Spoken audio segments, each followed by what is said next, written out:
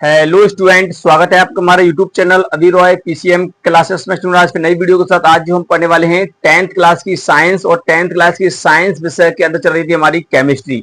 और केमिस्ट्री का पहला अध्याय चल रहा था जिसका नाम था रासायनिक अभिक्रिया तथा समीकरण। ठीक है नी। और इस चैप्टर का जो लेक्चर नंबर है आज का, वो लेक्चर नंबर 5 में है। आज इस लेक्चर में हम देखेंगे, जैसा कि हमारा चल रहा था रिएक्शन के बारे में चल रहा था, यानी कि रिएक्शन हम पढ़ रहे थे, जिसमें से हमने देख लिया था कि संयोजन अभिक्रिया क्या होती है, वियोजन अभिक्रिया क्या होती है, संयोजन जो वियोजन अभिक्रिया होती है उसके कितने प्रकार होते हैं वो हमने देख लिया। और हमने देख लिया था विस्थापन अभिक्रिया क्या होती है। ठीक है नी। परंतु आज के इस वीडियो में हम देखेंगे कि द्वि विस्थापन अभिक्रिया क्या होती है। और इससे पिछले वाले वीडियो में मैंने आपसे बताया था कि यानी कि विस्थापन जो अभिक्रिया होती है वो किस प्रकार से होती है, कैसे मतलब हो सकती है। क्योंकि मैंने लास्ट जो वीडियो था उसमें मैंने एक एग्जाम्पल दिया था और उसमें विस्थापन अभिक्रिया नहीं हो रही थी। ठीक है नी। तो ये कैसे अभिक्रिया होती है, कौन सा तत्व क्रियाशील अधिक होता है, कौन सा कम होता है, वो आज के इस वीडियो हम देखने वाले हैं।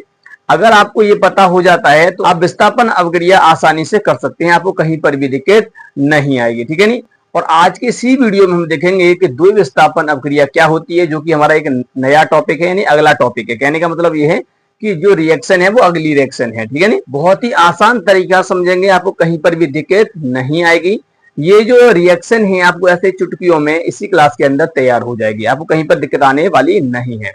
बस आपको करना क्या है, वीडियो के एंड तक बने रहना है, वीडियो को फुल वॉच करना है, तभी आपको टॉपिक क्लियर तरीका समझ में आएगा।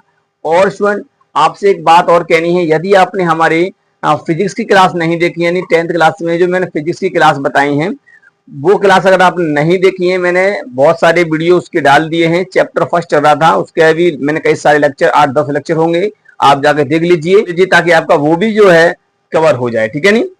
तो बस आज की इस वीडियो में हम ये स्टार्ट करने वाले हैं, और केमिस्ट्री के जितने भी लेक्चर हो चुके हैं उनको भी आप तैयार कर लीजिए, ताकि आपका साथ ही साथ सारा कुछ कवर होता चले, कोई बैकलॉग ना रहे। ठीक है नी। मैं यहाँ पर 3 क्लास लेता हूँ 10th क्लास की साइंस की। ठीक है नी। आने वाले समय में मैं मैथ की भी क्लासें लूंगा यहाँ पर। ठीक है नी। तो 10th क्लास की अगर फ्री साइंस पढ़नी है, चाहे आपका केमिस्ट्री हो, चाहे फिजिक्स हो, चाहे बायोलॉजी हो, मैं तीनों ही सब्जेक्ट पढ़ाऊंगा आपको। अभी हमारा केमिस्ट्री में चल रहा है और मैंने फिजिक्स में चल रहा है। ठीक है नी। फिजिक्स में मैंने पढ़ा रखा है, आप जाके दे सकते हैं। ठीक है। बायोलॉजी भी आपका स्टार्ट हो जाएगा। ठीक है नी।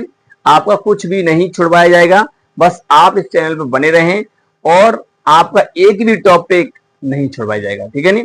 अब पूरा सिलेबस कंप्लीट करके दिया जाएगा। ठीक है। बहुत ही आसान तरीका से, आसान भाषा में आपको सारे टॉपिक दिए जाएंगे, आपको कहीं पर भी दिक्कत नहीं आने वाली है। ठीक है स्टूडेंट। तो इसके लिए आपको करना क्या है, आपको हमारे चैनल को सब्सक्राइब करके रखना है, और एक बेल आइकन का जो बटन होता है उसको क्लिक करके उस पर ऑल पे जाकर क्लिक कर देना। यानी कि देखिए क्या करते हैं, बेल आइकन को दबाते हैं परंतु ऑल पे जाकर क्लिक नहीं करते हैं, ताकि जो भी वीडियो आता है हमारा नया उसका नोटिफिकेशन आपको नहीं मिलेगा। इसलिए क्या करना है, आपको सब्सक्राइब तो करना है, बेल आइकन को भी दबाना है और ऑल पे क्लिक कर देना, ताकि सारे के सारे नोटिफिकेशन आपको मिलते रहे। ठीक है स्टूडेंट। तो बस बने रहिए स्टूडेंट, वीडियो के अंत तक। चलते हैं, वीडियो को स्टार्ट करते हैं। तो चलिए स्टूडेंट, बात करते हैं द्विविस्थापन अभिक्रिया। उससे पहले हमने आपको पढ़ाई थी विस्थापन अभिक्रिया, यानी डिस्प्लेसमेंट रिएक्शन। ये है आपकी डबल डिस्प्लेसमेंट रिएक्शन। ठीक है नी। तो ये क्या होती है, इसको समझने से पहले आपको जो मैंने बताया था लास्ट वीडियो में विस्थापन अभिक्रिया के बारे में, यानी कि एक अधिक क्रियाशील तत्व किसी कम क्रियाशील तत्व को उसके योग से विस्थापित कर देता है और उसका स्थान ग्रहण करके एक नया योग बना लेता है। तो ऐसे अभिक्रिया कहते हैं हम विस्थापन अभिक्रिया। तो ऐसा क्यों होता है, हम कैसे पहचानेंगे कि यानी कि इसकी क्रियाशीलता ज्यादा है या कम है। ठीक है नहीं, किसी कम है किसी ज्यादा है। तो इसके लिए आपको करना क्या है, आपकी 10th क्लास की जो एनसीईआरटी की जो बुक है उसमें आपको जितने तत्व दिए गए हैं केवल आपको उतने ही तत्वों को याद करना है। वैसे तो होता तो बहुत कुछ है, ठीक है नहीं, परंतु ज्यादा नहीं है, 10-12 हैं शायद एलिमेंट होंगे, 12-13। ठीक है नहीं। उनको आपको तैयार करना है और क्रम से करना है। चलिए मैं इसका ट्रिक भी आपको बता दूंगा, ट्रिक के माध्यम से इसको तैयार कर लेना। देखिए जो आपका यहाँ पर मैं जो तत्व लिखवाने वाला हूं वहां से आपको पता पड़ेगा किसकी क्रियाशीलता अधिक होती है, किसकी क्रियाशीलता कम होती है। ठीक है। चलिए तो आप यहाँ पे लिखिए, सबसे पहले मैं आपको यहाँ पे लिखवा, इसकी ट्रिक भी मैं आपको बता दूंगा। ठीक है। चलिए तो यहाँ पर है आपका, पहला लिखेंगे के एन ए, ठीक है नहीं, यानी Na sodium, calcium, magnesium, aluminium, zinc यानी Zn, Fe यानी कि आयरन, सीसा, लेड यानी Pb, हाइड्रोजन, कॉपर, Hg और सिल्वर और Au यानी कि सोना। क्लियर?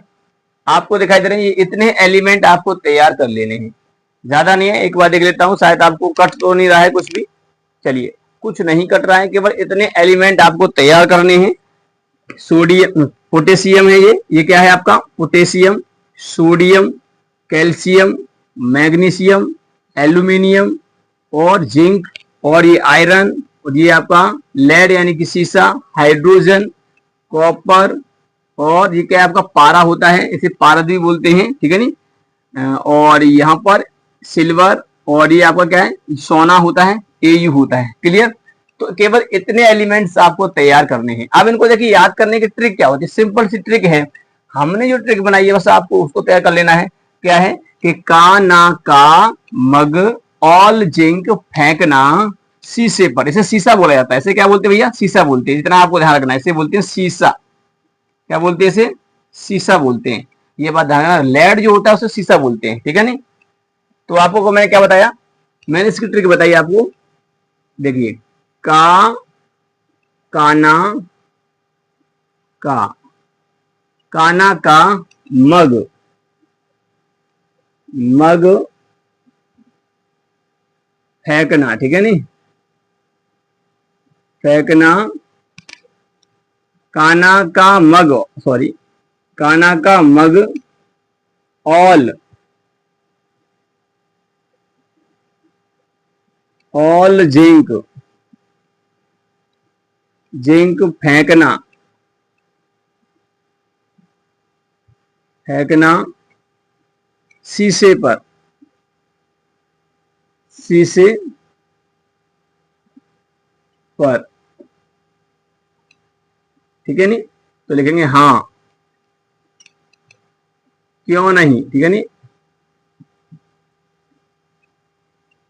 क्यों नहीं चांदी सिल्वर चाहिए, यानी चांदी सोना चाहिए, सोना चाहिए। बस सिंपल सी ट्रिक है, ये मैंने बना रखी है। काना का मग ऑल जिंक फेंकना, काना का मग ऑल जिंक फेंकना शीशे पर, हाँ क्यों नहीं चांदी सोना चाहिए। इसका मतलब क्या है? देखिए समझिए, काना यानी कि के, काना का से, के, ना से, Na सिंपल सा दिखाई दे रहा है, Na। इस का से आप देखेंगे तो कैल्शियम, मग का मतलब मग, देखो माँ मच्छी, और ये क्या है तुम्हारा? गगैया। तो इसका पूरे का नाम ये हो जाएगा मग। ऑल का मतलब ये वाला एल्यूमिनियम। जिंक तो आप जानते, जिंक का फॉर्मूला ये होता है Zn। फेंकना की यानी एफ, फेंकना यानी एफ, एफ ही फेंकना शीशे पर, शीशा ये होता है, ठीक है नहीं।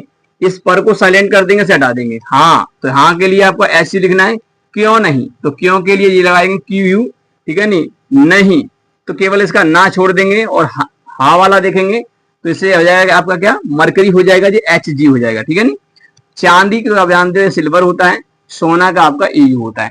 तो ये एक सिंपल सी ट्रिक होती है, काना का मग ऑल जिंक फेंकना शीशे पर, हाँ क्यों नहीं चांदी सोना चाहिए, हाँ क्यों नहीं चांदी सोना चाहिए, हाँ क्यों नहीं चांदी सोना चाहिए। काना का मग ऑल जिंक, काना का मग ऑल जिंक फेंकना शीशे पर, ठीक है नहीं। हाँ क्यों नहीं चांदी सोना चाहिए। बस potassium, sodium, calcium, magnesium, aluminium, zinc, ठीक है नहीं, आयरन, लेड, लेड को शीशा बोलते हैं, हाइड्रोजन, कॉपर, ठीक है नहीं, और ये तुम्हारा होता है मरकरी, ठीक है नहीं, ये क्या होता है? मरकरी, सिल्वर, और ये होता है आपका चांदी, वो सोना, ठीक है नहीं। तो आप इनके नाम भी लिख सकते हैं जो मैंने आपको बताए हैं। अब यहां से देखिए आप कैसे पहचानेंगे किसकी क्रियाशीलता अधिक होती है। सिंपल सा है, जो ये आपको दिखाई दे रहा है सबसे अधिक इसकी है, सबसे अधिक, लिखते चलिए, अधिक सबसे अधिक क्रियाशील है, ठीक है नहीं। बाकी बात इसकी क्रियाशीलता कम होती जाएगी, कम होती जाएगी, कम होती जाएगी। सबसे अधिक तो इसकी है, ठीक है नहीं। सबसे कम यहां देखेंगे, सबसे कम इसकी हो गई, सबसे कम क्रियाशीलता इसकी है। अब देखिए, सबसे ज्यादा इसकी, उससे कम इसकी, इससे कम इसकी, इससे कम इसकी, इससे कम इसकी, मतलब ये सबसे कम इसकी हो जाएगी, है ना, इस प्रकार से।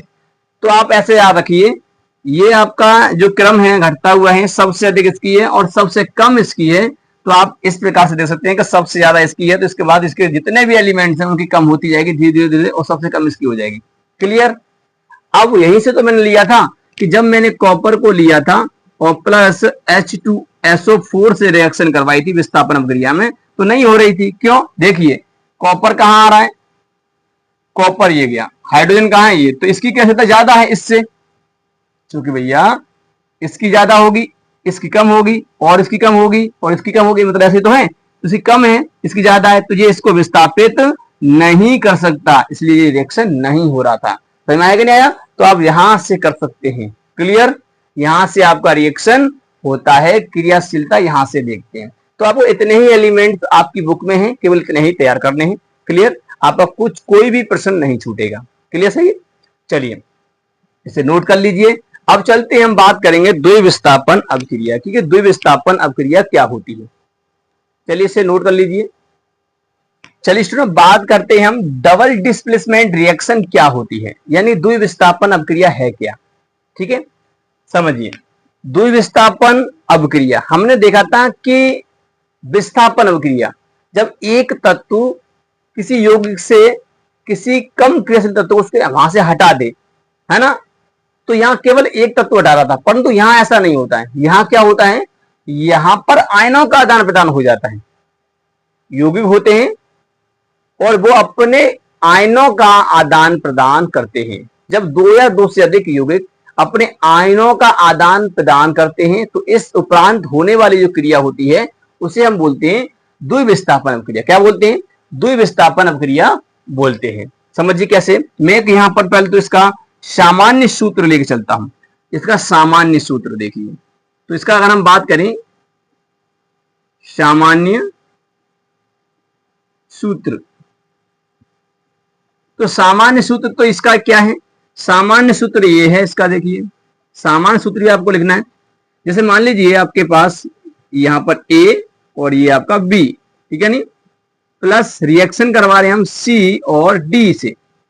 जब रिएक्शन होगा तो क्या होगा, अब आप इतना तो जानते हैं कि ये प्लस है, ये माइनस, ये प्लस है, ये माइनस, ऐसे है। तो होगा क्या, ये वाला जाएगा इधर और भैया ये आ जाएगा इधर। क्लियर। यानी कि आयनों का आदान प्रदान हो जाएगा। क्या हो जाएगा, आयनों का आदान प्रदान हो जाएगा। तो ये आ जाएगा इधर, ये पहुंच जाएगा इधर। तो क्या बन जाएगा, देखिए ये बन जाएगा भैया यहां पर AD बन जाएगा, प्लस यहां पर क्या बन जाएगा, ये जब ये यहां पर आएगा, मतलब ये वाला जो है, देखिए ये वाला यहां आ जाएगा तो ये C भी हो जाएगा। तो ये हो जाएगा आपका C और B। क्लियर। तो इस प्रकार से हो जाएगा, ये इसका सामान्य सूत्र होता है। यानी कि ऐसी अभिक्रिया जिसमें यौगिक अपने आयनों का आदान प्रदान करते हैं, तो इस प्रकार की अभिक्रिया को द्विविस्थापन अभिक्रिया कहा जाता है। क्लियर, समझ में आया कि नहीं आया? तो वही डेफिनेशन यहां पर आपको लिखना है कि ऐसी अभिक्रिया, या आप लिख सकते हैं ऐसी रासायनिक अभिक्रिया जिसमें दो यौगिक अपने आयनों का आदान प्रदान करते हैं, तो इस उपरांत होने वाली क्रिया को हम बोलते हैं भैया द्विविस्थापन अभिक्रिया बोलते हैं। क्या बोलते हैं? द्विविस्थापन अभिक्रिया बोलते हैं।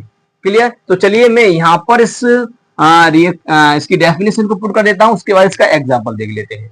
चलिए स्टूडेंट देखिए, यहां पर जो है आपका द्विविस्थापन अभिक्रिया की डेफिनेशन है कि ऐसी रासायनिक अभिक्रिया जिसमें दो यौगिक अपने आयनों का आदान प्रदान करते हैं, तो इस प्रकार होने वाली अभिक्रिया द्विविस्थापन अभिक्रिया कहलाती है।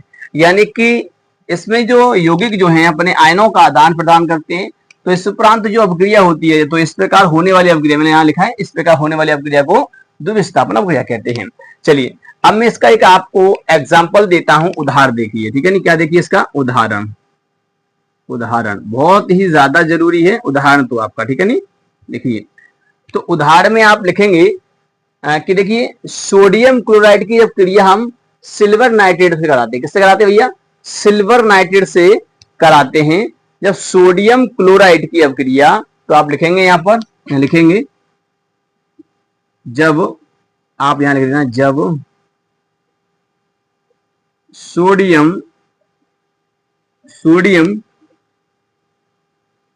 क्लोराइड, क्लोराइड को लिखते हैं हम NaCl, क्लियर, लिख चलना। सोडियम क्लोराइड की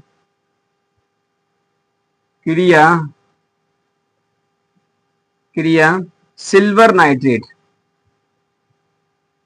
सिल्वर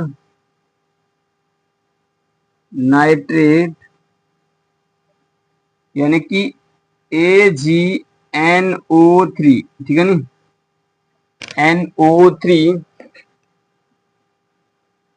से कराई जाती है,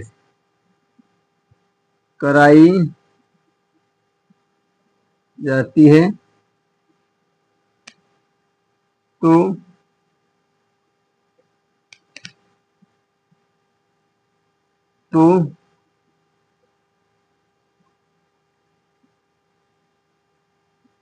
यौगिक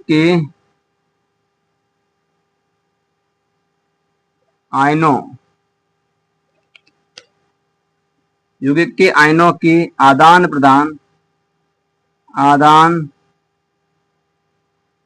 प्रदान से सोडियम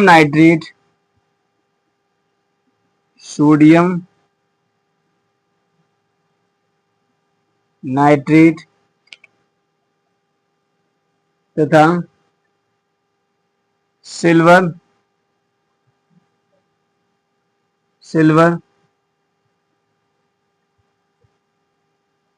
सिल्वर क्लोराइड प्राप्त होता है।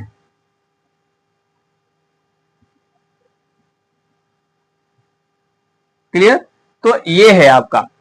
देखिए ये स्टेटमेंट मैंने पहले ही लिख दिया है, आप चाहो तो पहले आप एग्जाम्पल लिखिए, उसके बाद इसको लिख दीजिए। तो यहां पर करना क्या है आपको, तो यहां पर अब आपको इसके रिएक्शन लिखना है, समीकरण लिखना है, ठीक है नहीं। तो सोडियम क्लोराइड, तो आप लिखेंगे इसका, देखिए तो यानी कि NaCl, इसका आप इसका नाम वगैरह भी लिखते चले, ठीक है नहीं। जो ये है कि आपका सोडियम क्लोराइड और आपका सिल्वर नाइट्रेट, क्लियर। जब इसका रिएक्शन करवाएंगे तो क्या बनता है, देखिए ये आयनों का आदान प्रदान हो जाएगा, ये वाला चला गया यहाँ, ये आ जाएगा इधर, तो ये हो जाएगा आपका क्या, sodium nitrate plus silver chloride, ठीक है नहीं, क्या हो जाएगा, सिल्वर क्लोराइड हो जाएगा। तो इस प्रकार से आपकी ये रिएक्शन हो जाएगी, आप देख सकते हैं इस प्रकार से क्या होगी आपकी ये रिएक्शन हो जाएगी, क्लियर। तो आपको इस प्रकार से रिएक्शन देनी है, आपको इसका नाम भी नीचे लिख देना है, सोडियम क्लोराइड और सिल्वर नाइट्रेट, क्या बन गया ये सोडियम नाइट्रेट और सिल्वर क्लोराइड बन गया आपका, क्लियर। तो ये हो गई आपकी द्विविस्थापन अभिक्रिया, आयनों के आदान प्रदान से होने वाली अभिक्रिया द्विविस्थापन अभिक्रिया कहलाती है। तो ये होता है, ठीक है नहीं। तो आयनों के आदान प्रदान से जो अभिक्रिया होती है भैया, तो वो होती है आपकी द्विविस्थापन अभिक्रिया, डबल डिस्प्लेसमेंट रिएक्शन बोलते हैं उसे, क्या बोलते हैं, डबल डिस्प्लेसमेंट रिएक्शन कहा जाता है। बताइए आपको ये क्लियर हुआ कि नहीं हुआ, ठीक है नहीं, बहुत ही सिंपल है। विस्थापन अभिक्रिया में क्या होता था कि एक जो तत्व होता था, एक जो आपका धातु है या तत्व कोई भी मान लीजिए क्लोरीन वगैरह, तो जो भी आपका जो तत्व है, एक तत्व जो होता है वो किसी यौगिक से, उसमें जो कम क्रियाशील तत्व है उससे कम है, उसको विस्थापित कर देता है, उसको हटा देता है।